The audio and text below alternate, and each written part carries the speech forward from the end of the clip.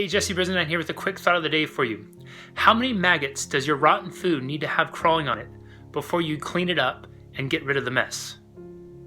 And do you give your business, your relationships, your personal health that same level of courtesy? So often in life, we will make messes in our things and have things incomplete. Relationships where there's stuff that's unspoken or unresolved. Our business will have to-do lists that don't get done and we push it off until tomorrow, the next week, the week after.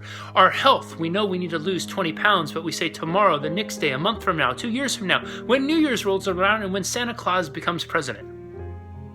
Right? We layer down excuse after excuse to justify why we stay where we are instead of propelling ourselves forward. Yet if there's maggots crawling around on our food, boy, do we clean that up quick, don't we? If you were to approach cleaning up the messes in your life with the same level of intensity and perhaps necessity and urgency as you do cleaning up food, rotten food that has maggots on it, I bet you wouldn't even have the mess in the first place, because I'm willing to bet most of you probably don't even let your food get to that place.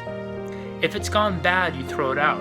If it's spoiled, you get rid of it and move on. Yet with our relationships, our business, our health, so often we don't. And what ends up happening is the maggots of life start to slither and crawl around inside of us. We feel our inner worlds rotting because of our unwillingness to clean up the messes.